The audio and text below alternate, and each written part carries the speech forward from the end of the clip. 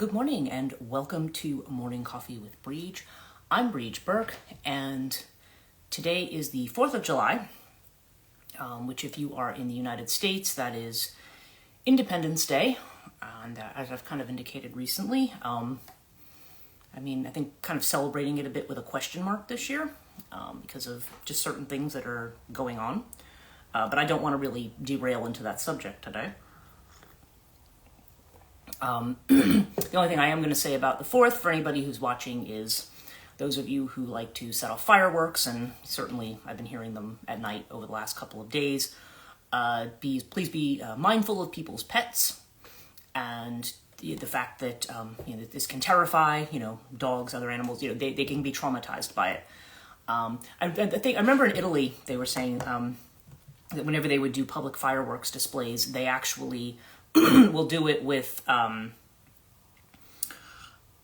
they have these fireworks that are noiseless actually, and that those would actually be a great thing if they would bring something like that here, because I've seen a lot of things happen because of that. So that's the only thing I'm really going to say about the 4th. Oh, and if you're in Britain, good luck with today's general election. I am going to be watching that pretty hopefully, with regard to what's going to happen there in terms of government, because I know things have not been optimal in Britain for a while. So hopefully they'll be able to enact changes that are going to be beneficial to people. Because general elections, I think the rule is that the prime minister, they have to be called every 5 years, and it's a matter of when the prime minister decides to call it. And I guess Sunak hasn't called one, and then he's sort of getting down to the wire, so he had to call one. So, so best of luck with that. Okay, so could be that might not be a lot of people on because it is the holiday. People are probably sleeping in if they've been at work. Good morning. So today is a day when. I expect in the USA, at least, a lot of people, it's a holiday, so people are sleeping in, so they may not be up at this hour. I'm always up at this hour because this is just when I wake up. But the subject that I was going to talk about today, because I do want to steer away from any thoughts that I have about Independence Day this year, is a different matter that's actually kind of come to my attention here. And I was watching something yesterday and looking, of course, I'm always looking at what's going on with the astrology and so on and so forth. And one of the things I saw, which surprised me actually, because this is not a kind of thing that I tend to follow, but apparently, in August, there's something on August 8th that they call the Lion's Gate. And that, of course, is during the time of Leo, and it's the 8-8. There's the idea that is the time of the Lion's Gate and the it's kind of opening up of this what they call the Lion's Gate portal. Now, whatever else that may mean, I can tell you in my own life, whenever August 8th comes around, I'm always nervous about it because it does seems like those are the times, like whatever it is I'm working on, it's like something blows up spectacularly around the Lion's Gate. That's just me. I'm not saying that happens for anybody else. For instance, those of you who have known me know that I don't drive very well. I just posted a thing on my other thing about, showing love in New Jersey is saying, yeah, I'll drop you at Newark Airport.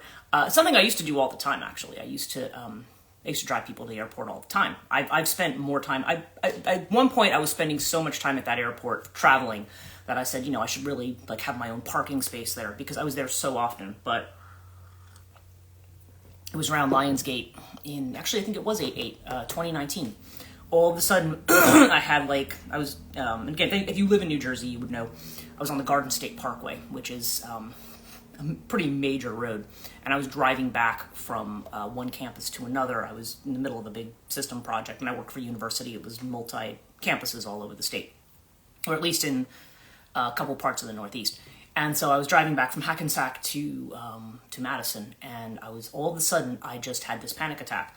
And I slowed down to 30 miles an hour on the parkway, which is not good. I was very fortunate that it wasn't a high traffic time. And I told myself, I was like, okay, you're just going to get off at this other highway, which is a very, Route 46, which is not, it's not as high intensity of a road as that is. But I do have to go through a section that was a little bit more like a regular highway until I got back to the 2-lane road. Even so, I was like, I still don't know how I got back. I think I had to, once I got onto 46, I think I had to keep pulling over because I was just shaking all over. And I was hoping that, okay, maybe it was just a very stressful day. No, that became a pattern. And eventually it got to a point where, even still, I won't trust myself driving on highways. I only drive back roads, and even then sometimes it's hit or miss. And what was interesting is that a few years after that happened, and then of course, COVID hit in 2020. So when COVID hit, then all of a sudden I didn't have, nobody was allowed to drive. And I was like, oh, good, I don't have to drive anywhere. It was just, the grocery store, it was the pharmacy, drugstore, whatever. So that was the only places you could really go. And that suited me just fine. And nobody was on the road. I mean, it was dead. So I got comfortable again, at least on the back roads, and even with the things that they call highways here that are more like 2-lane roads on either side, or maybe just 1 lane on either side. But then again, once all that was over in 2021, and then it was like, oh, okay, now everybody's got to go back to work 5 days a week. That is when literally, I think it was 4 days in that I had another one. I was like, okay, that's when I had to make a decision about. And again, it was getting very close to the Lionsgate of that year. And in fact, I think it was August 20th of 2021 that I handed in my resignation on my job. I said, because I was asking whether or not I could continue to work from home, because that was working for me. I said, even if I only had to come in like 1 day a week or something, it would have been okay. Because the kind of job I had, I didn't work with the public. There was no reason and I'm working in like IT. There was no reason why I couldn't work from home. And pretty much a lot of the rest of the IT staff, except for the people who had to be on campus, like going around checking people's machines, everybody else was allowed to work from home. And they're like, oh no, you can't do that. And I was just told, well, if you want to do that, then it was like I had to go to all these doctors, and I had to bring all those notifications, and I had to get on psychiatric medication, and I had to do this and that. And I was like, I'm not doing any of that for you people. And they also told me that would be evaluated month by month. So it wasn't even like, if you go through all of that, we'll let you work from home. It wasn't even like that. So that's when I just said, okay, well, that's the message of the universe. Get out and do your own thing. And that's what I've been doing ever since. They were quite shocked, but, I mean, it's just like, okay, well, and this is what I think a lot of people are pushed to. They, and maybe not as extreme of a situation as that, but I think a lot of people are just pushed into situations where they're just kind of like, you get pushed to these crisis points. And I talked about that in yesterday's live stream about the crisis point. What do you do either when you've hit a crisis point or when there's a change that's going on that's completely out of your control? And how do you manage that? So this brings us back to the idea of Sirius and Sirius energy. So I was doing cartouche reading this morning, and of course the Sirius card comes up. And Sirius, if this is showing it as being kind of like a star, because obviously that's what Sirius is. It's what they call it the dog star, okay? Because it's in the constellation of Canis Major. And Canis Major, which is basically like big dog. And so it's in that constellation. And at least for a while, right now the skies have been kind of overcast, but I can usually see Sirius through my window at night. It's one of the stars I can see, because that, particularly when Orion is over there, you can see the dog, and then you can see Sirius. And I did a meditation. I think I was starting to talk about this with my friend Sue. She lives in Avebury, and she does all of her meditations there in England. And it was this is interesting. Sorry, I've got 3 crows that are just like circling outside my window, and that usually means something, but anyway, I haven't figured that out yet. In any case, so we did the meditation, and she did what they call lion meditations. She does like dragon meditations, lion meditations. And again, as I've talked about, some of this is stuff that there's some aspects of it that I have an open mind about. Other things, and not saying specifically what Sue does, but I will hear people talk about all these kinds of things that they're doing in their galactic relationships and stuff. And I'm like, some of it I'm just kind of like, okay, like it does. I don't want to, I don't want to tell anybody what to think or what to believe, okay? If people genuinely feel they've had that experience, then I don't want to say to them, well, that sounds kind of absurd.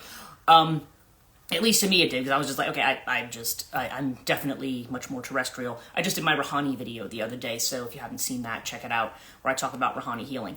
And again, it was presented, the way it was presented to me was, oh, this is the 51 angels of the pink ray, and it's a 5D galactic. And I was like, oh God, that's usually my reaction. I'm like, oh my God, are you serious? But okay, all that notwithstanding, It seems very clear to me just from practical saying, okay, you know what? Let me just see what this is about. Let's just keep an open mind, understanding that I'm not just like, oh wow, I'm all in.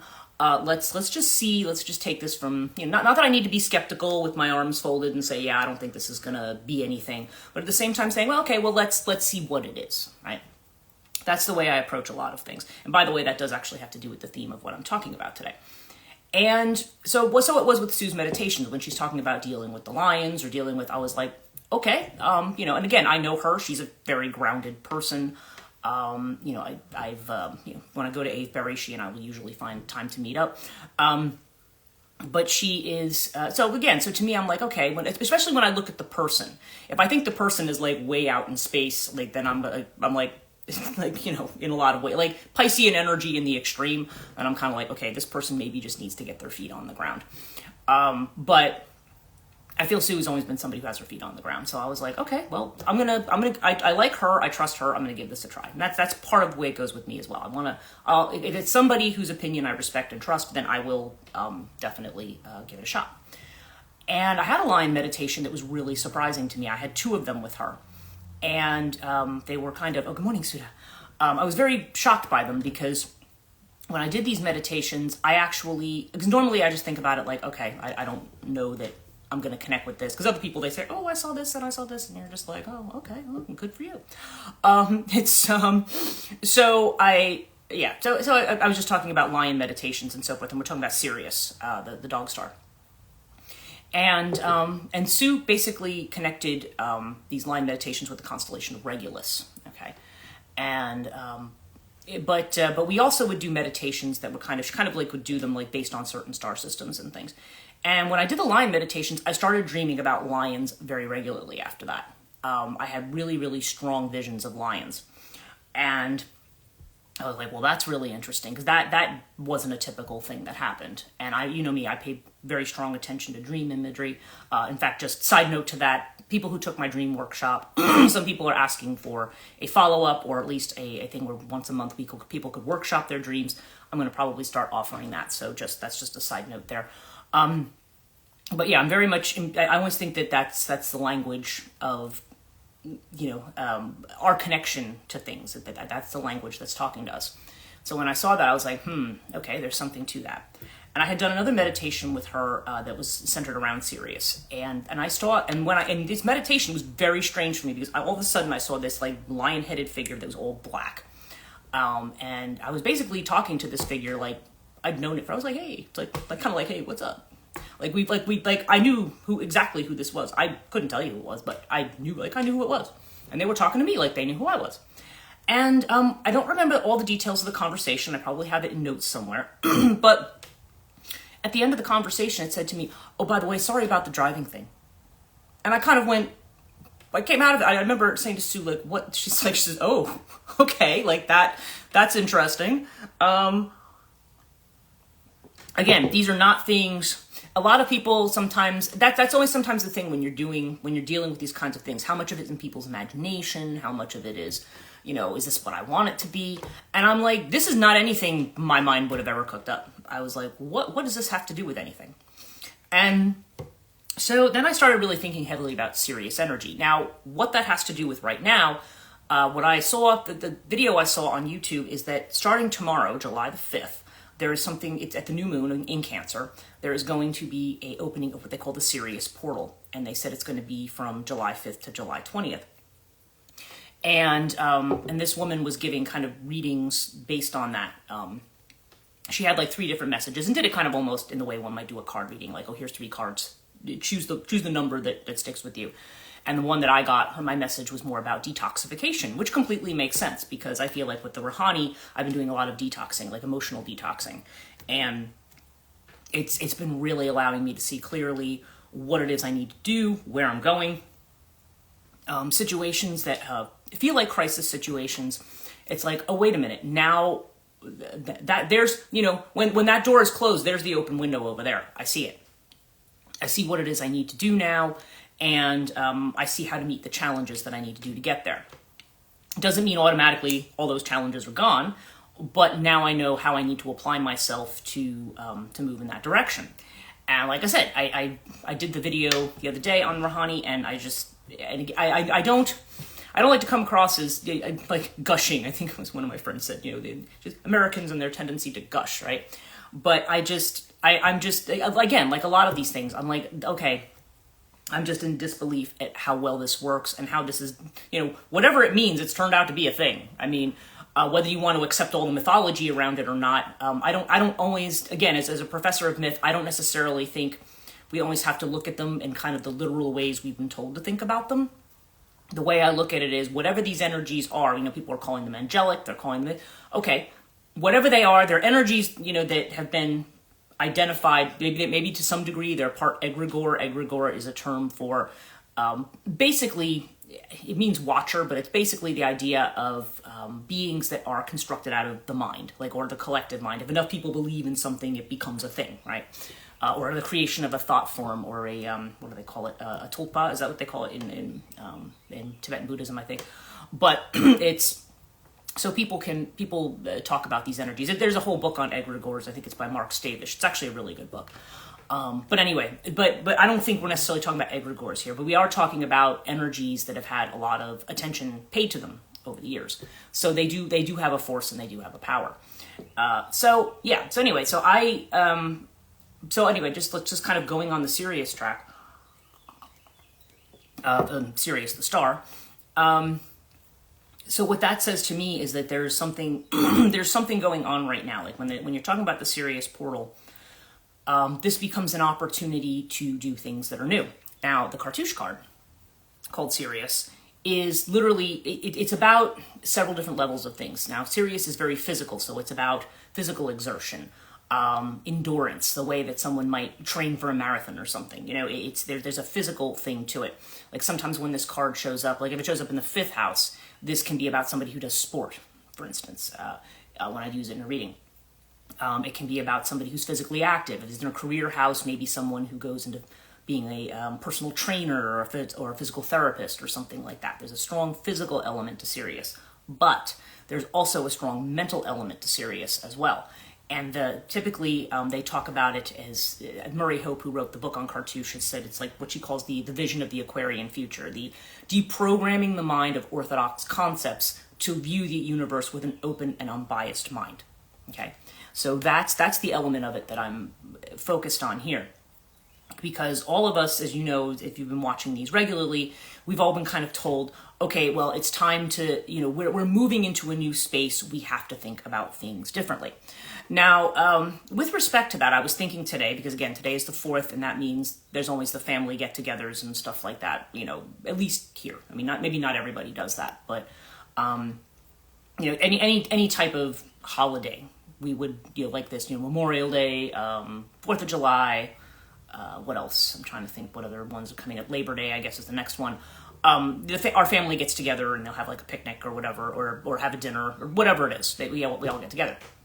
Those of us that are left, which are not many these days. So I'll be going to my sister's house like later today. Now, one of the things I've been looking at and I've been trying to do for years, anybody who knows me knows that for years now I've been wanting to move overseas. Has nothing to do with political climate or anything else. But I'm feeling more and more now, like I'm feeling a lot of pressure. Again, current political climate notwithstanding, again, I'm feeling a lot of pressure even from my own guides, like, okay, you've been wanting to move overseas and now you've got to make it happen. But I've always been like, I don't know how to make it happen. I don't have a legal route. Well, an interesting thing happened. I was reading the, and this does connect back in with my family. I was reading, I follow Cindy Kaza, who, K-A-Z-A. She's a psychic medium, and she's been on, like, I think she was on the last season of The Dead Files. She did stuff with Jack Osbourne and Katrina Weidman on their Portal to Hell TV show. She's been on a number of other TV shows. I just like her a lot as a medium. I feel like she's I don't know that all mediums are genuine. I do feel like she is. And I do like her, and I do like her work. So she is, so I follow her, and she was showing pictures of her grandparents and stuff, and she said, she was talking about her ancestry that was more on the Polish side. She's like me. She has what they call Austro-Hungarian ancestry, okay? And So she was talking about how she wanted to get a Polish passport. And I know my friend Joanna has said to me, you should really think about getting a Polish passport. She said, because you have that heritage. Now, I have a heritage on my grandmother's side. They supposedly came from Poland. But on my mother's side, they come from what is actually now Slovakia. And when I actually have gone through now, I've been looking at the ancestry records, it actually showed that both of my great-grandparents spoke Slovakian. They didn't speak Polish, they spoke Slovakian. Now, probably there's a closeness enough in the language that if you speak Polish, you can probably understand Slovakian and so forth. But Cindy Kaza had the same thing. And she put at the end of her thing, well, now I'm looking into my Slovakian passport. And I thought about that, and I thought, because the Polish passport is very hard to get. You have to live in Poland for a period of time. There's certain requirements around military service or military service that your family's done. I mean, so it's not that easy to just get one. And also because certainly my mother's father's family did not come, they were definitely in, and we know exactly the name of the village that they were from in northern Slovakia. And when I've done the research, they were there for hundreds of years. It was not like, it was like kind of like near the Carpathians. They were not, or that this is kind of like, it's like a part of the area that's close to the Carpathians. They were not connected to there's a real solid ancestry in Slovakia. And so I looked it up, and initially what I saw, because AI had it wrong, was just that, you can only get that passport if your family was there since 1918. Now, of course, they were born in the 1880s.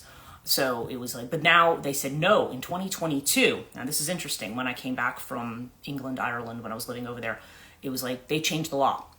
And the law says now, if you have a parent, grandparent, or great-grandparent from Slovakia, and it was either the Czechoslovakia or the Slovak Republic, or if it was the Austro-Hungarian Empire, if you can show the ancestry, if you can get all the birth certificates and everything, you are eligible for a Slovakian passport and basically Slovakian citizenship.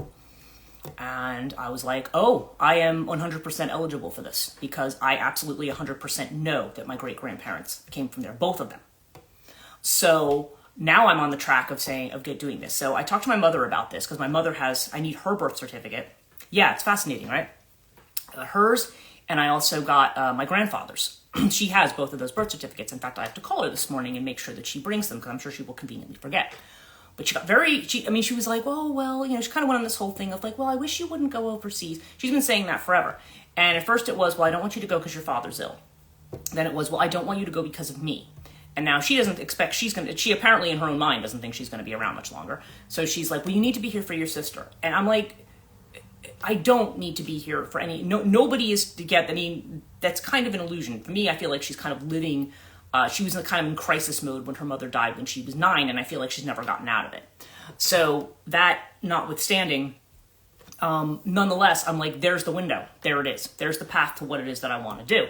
And yeah, that's not a path to England per se, because it's not part of the EU anymore, but it is a path to, like, if I wanted to live in Ireland, for example. That would be a possibility. So, because, with an EU passport, you can live anywhere in the EU. So that opens up a lot of doors.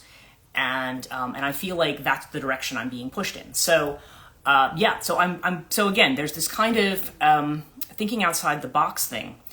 But there's this ancestral component to it.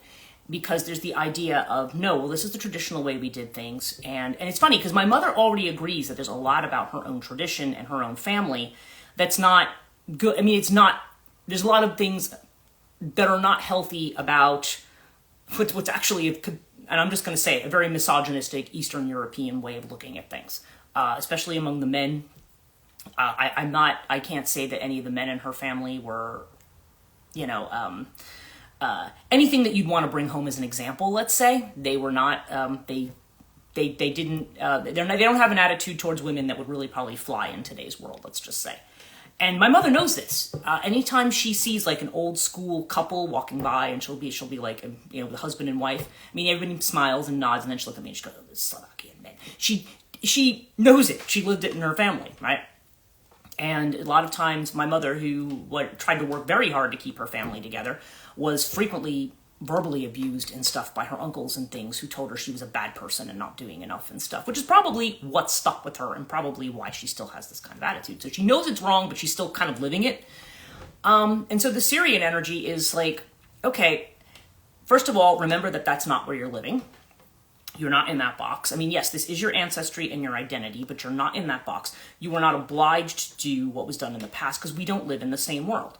Okay? Since COVID, there's not this whole thing of, well, you know, or even since the 70s. I mean, growing up, like, oh, you don't have to just get married and have a family and have this kind of a job and do this kind of a thing in order to be doing the right thing. Everybody's trying to find a different way to do things. And that's that Sirian energy. It's that energy of, let's try to think outside the box and do something differently. We have all this technology. Instead of using it to like make weaponry and spy on people, maybe we can use it to make, you know, to connect with people. Like, that's the idea. Because I feel like when we talk about the Sirian future, when we talk about, or the Aquarian future, when we talk about the idea of, okay, you're being challenged to do things differently, then the question is, and we say, think outside the box. And then we say, okay, well, but, oh, that can be rough. Yeah, it's, yeah, that's, if you're trying to think outside the box, okay, then you say, yeah, but I only know, like, this is the pattern that I know. I don't know how to think outside the box. So how do I think outside the box? And that's the question that would be asked to me. If I say, if this card comes up in the outcome in a reading and I say, well, you got to think outside the box, and people go, yeah, and what does that mean? So what do you do? Well, and that's not an easy question to answer. And so I was doing some meditating on that this morning. And I said, well, again, because you're thinking outside the box, it's not like, well, this is how you must think outside the box. You know, it becomes, But I suspect there's a couple of elements to it. So first of all, when you're thinking about something, look at where all the places that you say, yes, but, if only, and yes, but, where we say, I mean, and again, understanding that sometimes there are things that are legitimately not realistic in our current circumstances, we may say to ourselves, well, for me to get from point A to point B, I can only do one of these two things. And the question is not necessarily which of those two things do I do. It's, you know, who is it? My ex always used to like quote from Star Trek and be like, I want that third alternative, Mr. Spock. I want that. What's that other way? Good morning, JR.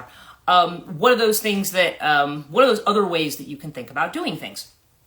So this is what it's challenging us to do. What's that third alternative? Well, you know, it's not just, oh, I can only do this or I can only do this. Like, what's the other way? What tools do we have now that maybe we're not making use of? We always, yes, but, yes, but, yes, but. So areas where you're saying, yes, but, that's where you want to look and say, okay, maybe that's an area where am I thinking about this too narrowly? Is there another way to think about it? So if you say, well, okay, there might be another way, but I don't know what that way is. I don't know how to think about this differently. And you say, okay, well, then the next thing becomes that's where I said you need to start paying attention less to the rational mind and more to the intuitive mind. That's where you want to seek more inspiration. That's why you want to look at dream material. That's why you want to, you know, if you are a spiritual person, contact your guides, or reach into that, or set intentions. Like I said, you know, I often said, go to bed at night before. I've talked about this in my dream class. Go to bed at night, and if you're stuck on a problem and you're saying, okay, I really want this to change and I don't know how to change it, just say, okay, I want to be inspired, and then write your dreams down and see what that language is telling you. It's not going to tell you directly. It's not going to be like, hi, so these are the 5 steps you have to take. It doesn't work like that. It tells you in symbols, and then it's kind of like trying to work out where it's trying to point you to. Okay. So we have to, so there's a whole thing about trying to see things differently. But also we don't want to think about it from the places of our fears too. A lot of times we think about it in terms of what catastrophes are going to happen if I take a risk and do something new. Again, there's times when it's time to take a risk and there's times when it's not time to take a risk. And that's all understood. But if you keep kind of being, if you feel like you're circling around the same stuff over and over and over again. And again, this is why I recommend Rahani for people, because in addition to dealing with, helping with emotional wounds, one of the archangels you work with in Rahani is Gabriel. And one of the things that Gabriel does in Rahani is he is the angel of inspiration. So I found in the mornings when I was feeling very stuck about certain things, I would say, okay, Archangel Gabriel, like, you know, I need that inspiration. I need to know what I can do. And so when I was doing this in the Rouhani context, then I'd find during the day, all of a sudden it would be like, oh, well, this is obviously the step I have to take. And it didn't occur to me at all before, like for months, years. It just didn't occur to me that maybe I should be doing this or I should be doing that. So it's very interesting. And again, it's not necessarily that you have the whole answer in one day, but you will find that you're going to have these series of almost aha moments, like, oh, and then all of a sudden things just start to kind of click into place. But you have to be open to that. A lot of times we're not open to it because we think this is the only way to do this. And that's really the starting point that you have to get to. You have to get to the point of saying that I'm looking at possibility and not at limitation. And that's why a lot of times I will say you have to start by thinking about everything, even if some of it seems like it's fantasy, like, oh, I don't see now how I could possibly do it this way. Well, okay, maybe at this exact second, the circumstances aren't there, but then you can see, after a while, start to see what connections and what steps will get you to where it is that you want to go. And you have to this is why I think Azrael talks a lot too in the channelings that I do about letting go of fear. You have to let go of fear. We did talk about the more collective climate, but you have to let go of fear. And the other thing that actually reminds me, though, collective versus individual. When I talk about this in my book, Death and the Maiden, we talk about what are elements of the masculine and what are elements of the feminine. Another element of the masculine, besides rationality and analyzing everything and thinking about everything with the brain, is also individuality. I'm an individual. That's the hero's journey, right? The hero is making his way towards being an individual. I say he because it is a very masculine-oriented kind of thing. When we follow the narrative, the hero may start with an idyllic life, then he meets a crisis, and then he has to go out and fight on the battlefield of, whatever. He's fighting monsters, gorgons, whatever they're fighting, and then in the end they have to get the treasure, or they have the happy marriage with somebody, whatever the folktale is, whatever the myth is. We have a heroic myth. The hero is getting that treasure that's hard to attain, and he has to do it through these kinds of battles. But that's about the hero becoming the individual. What is the individual thing? What do I get? The possibilities and not the limitations. So you have this idea of being an individual. But I think now here's where things get flipped, because things frequently will flip-flop and flip-flop and flip-flop as our life circumstances changes, as some people try to hang on to the old. And that is now that we need to look back at the collective. And I think that's why we're all being geared towards looking at the feminine with a capital F. Why we're saying, okay, let's go more with our gut feelings, with our instincts, with what feels authentic, what our intuition is telling us, right? Rather than going with just reacting from a place of, well, here's the script, it's got to be according to this narrative, and if it's not according to this narrative, it's not going to work. Okay. The only way to get outside of that is to say, no, I need to look at these other possibilities. Again, even if in the implementation we say, okay, well, this didn't work, that did, it's fine. And making mistakes is fine. But the collective is fine. Where is your level of support? Who's in your corner? Okay? Who can help you? Because that's the thing about this too that I think we tend to forget, is that we don't have to do this alone. We don't have to do this alone. And we often think like, oh no, I can't ask somebody because I'm imposing on them, and I have no business, looking. Again, we're not talking about people being mercenary or opportunistic, but sometimes, we do have people around us who legitimately care about us and are willing to help us, and we don't. That's why I think a lot of times it's saying think about things from the point of view of love, because it's more about where's the caring and where's the support, rather than focusing on places maybe where we feel we're not supported. Feeling isolated is part of the problem. It's kind of like, no, see where your connections are. And so that's why I think there's this strong push towards the feminine, because we need to see where we are,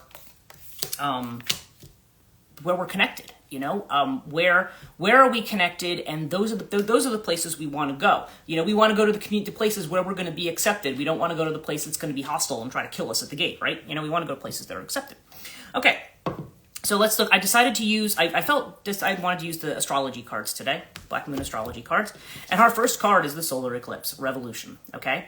So yeah, just exactly what I was talking about. Funny that this is coming up on July the 4th, but so remember, we did have eclipse energy recently. And the eclipse is like when the sun is hidden, like maybe something happens that kind of darkens our space, right? That's very clear that big change is on the horizon. Solar eclipse doesn't bring it doesn't bring minor change. It brings major change. It's revolution. That's the name of the card. And that's the space I think we've all been in. We've all been having these things that we're dealing with the eclipse, and I think all of us have found that in some way, some part of the foundation has been rocked a little bit in our lives, or maybe a lot. Now, this could be individually and also collectively. And I want to stay away from talking too much about the collective stuff right now, because I'm probably going to actually be talking a little bit more about that in my podcast for my patrons that I do over at Katonia. But anyway. The thing that there's this particular reading, there is the situation, and then there's the either what you should not do or what's not obvious. And the card we have is the 4th house card, which is roots. Okay, and literally this card means the thing you're inquiring about is somehow tied to the past. Literally what I just said. That the problem that we have, the reason we are not moving forward is because we're still tied to the past.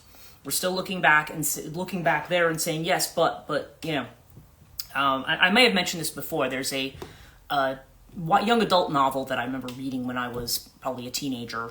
It was by Margaret Mahy, and it was called The Changeover. That's what it was, set in Australia. Interesting little novel, actually. Margaret Mahy's written a couple of things that I really, really like in that kind of more paranormal genre. But it's about a girl who becomes a witch, okay? And in the way, but she literally goes through almost like a physical transformation. But it's interesting because they describe her initiation, and I remember it was just kind of like she's walking along this path, and as she's walking along, all these like vines and like thorns, it's like she has to continually like cut her way through, and she's getting cut up as she's moving her way through these branches. And the one thing that she's told as she starts is whatever you do, don't look back. Don't look behind you. You have to keep going forward. Because if you look back, that's when everything starts to come crashing down on you. And at one point, as she's going through this initiation, she suddenly realizes, wait a minute, I'm being reborn. I'm not, I'm cut up and I'm exhausted because I'm not this person. And it was like all of a sudden she's picked up and sucked through, and she kind of lands in this place on the other side. And then it's like, that's what she had to do, was kind of get to this point where she's continually trying to fight by again, trying to be the person that she was. It's not the person she is anymore. So I always think that's kind of a good metaphor. And it's interesting, opposite the solar eclipse, we have the lunar eclipse card. Okay? So the lunar eclipse is also about change. And sometimes the lunar eclipse, the change in it is a little bit more subtle. I want to actually just look a little bit more about what that card says.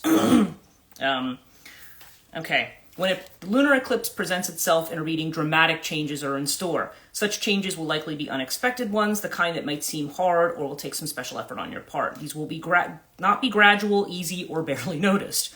Your world may be rattled somewhat. It will seem more like a revolution. And again, we've got 2 revolution cards. And so the fact that this is showing up in the action area is saying, this is a revolution. Participate in the revolution. Don't get stuck in the past. Don't look back. Okay, and your outcome is Aries. This is the outcome. This is things are going to move fast, and you need to move with it. Okay, so yeah, things are changing. I think things are changing on an individual level. Things are changing on a collective level, and this is telling us, we're not going to find the answers in the past. And even an exploration of origins to some degree is not even helpful at this point, probably. Because it's like, okay, I mean, we can look at something and say, okay, this is why the past thing isn't working anymore. But we want to turn our attention to this Sirian thinking outside the box. We need to look towards the future. What's going to work in this new space? It's fine that maybe, okay, we could say, oh, well, we always did it this way, and it was fine, it was great, it worked. There's been a lot of 8 of Cups energy coming up with the tarot as well. I see that a lot in not only my own readings, but other people's readings. And it's basically saying, yeah, there was an old way, and we may look at it and say, oh, yeah, but when it worked, it was great. It did this, this, and this. That's not the way anymore. Yeah, it was great. It was great for its time. It worked in its time. It doesn't work now. And and that's the thing that's hard because also when things change, we also go through a grieving process. That's when you have the Five of Cups energy coming up a lot. We're not just grieving maybe for our own individual things that are going on, or even our own ancestral things, but also for what's going on collectively. When you don't live in the same world, we don't grieve. And as we know, the grieving process has several steps to it.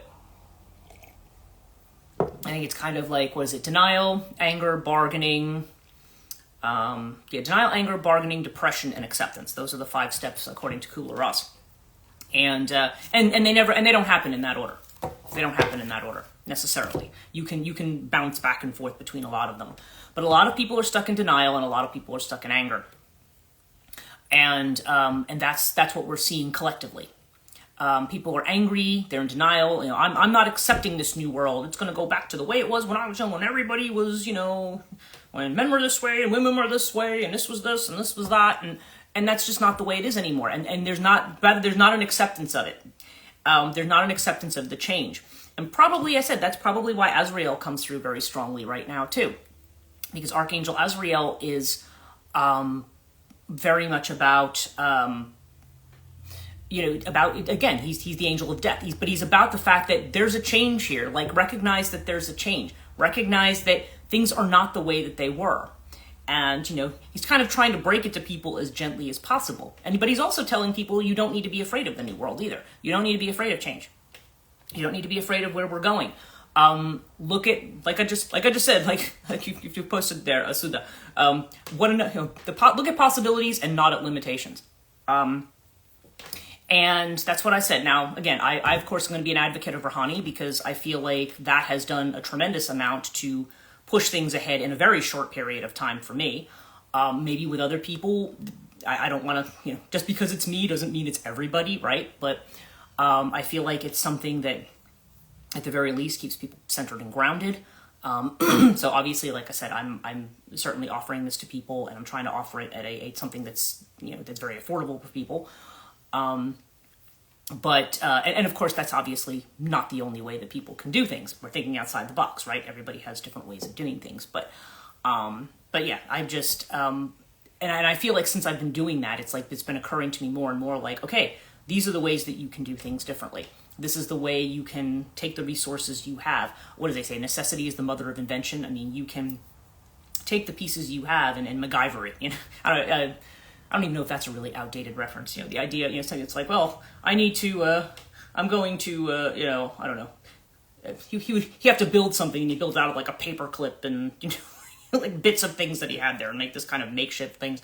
I mean, the way in which we build things or the way in which we look at tools we have differently, and say, okay, rather than reacting to them with fear, we have new technologies, we have AI, we have things. How can we use this to our benefit, rather than how can we use this to build something that focuses on the collective and not just on, what I can grab for me?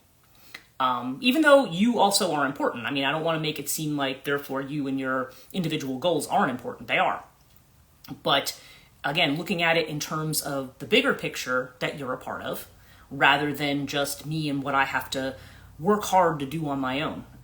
Like Alan Watts said, he said, you can get in a boat and you can row really, really hard to try to get to where you're going, or you can set your sail and let the wind take you. I mean, he said the ideal thing. He was talking about dolphins and how dolphins, he says they're probably more advanced than humans. They've learned how to kind of live in the water, and they just kind of, they just go around, they play. It's like they have plenty of fish, and then they just go around and they play all day. And he said, really, that's really the lessons that humans should take away. Isolation is overwhelming. Yeah, it is, and unnecessary, right? Because we all are here. We all have each other, and sometimes we don't see that. And I'll probably finish with this thought. Carl Jung talks about this, and I know Campbell mentions it in The Power of Myth, where he shows the picture of a woman who was very depressed, who came to him for therapy, had felt that she had lost everything and lost everyone. And so she drew a picture, he had her do a painting, and it was basically of this very gray scene with just rocks. But the thing is, in the bottom of the rocks, she had like painted a gold line. And she said, well, the gold is buried in the rocks. And as the therapy went on and she did more and more paintings, then the gold appeared on top of the rocks. And Campbell had said, he says, well, when Jung, when it came to what was the gold, when Jung was trying to tell her, where's your treasure, what's your gold, she realized it was her friends, that she was in fact not alone. And that, because again, with family, we can get very tied up in family. And if our family relations are not what we think they should be, or not going the way, like my mother will always say, well, I think it should have been this way. Well, you know what? It isn't, and that's okay. We have other people who are family. There are other people who are our tribe. Maybe our tribe isn't meant just to be the people who we're blood connected to. We have a tribe. And those are the people that we want to celebrate. And, and the other people may come along, things may change as time goes, and they may not. And ultimately, you still shouldn't let that be something that's a hindrance to you. So, yeah. So yeah, that's the Sirius energy. It's work, but it's working towards what are the opportunities, what are the possibilities, where am I, yes, but, and where am I doing that? And how can I look more towards the collective rather than just me and what I need for me? How can I, because again, the force of the ocean rather than you is just the individual wave. You have a lot more power that way. So anyway, thank you so much for joining me this morning. I hope those of you who are celebrating, who are off today for the holiday, enjoy yourselves. And yeah, and I will be back again tomorrow morning. Oh, you're welcome. And yeah, I'm very glad that you could all join me. And we'll see you next time. Take care. Have a good day.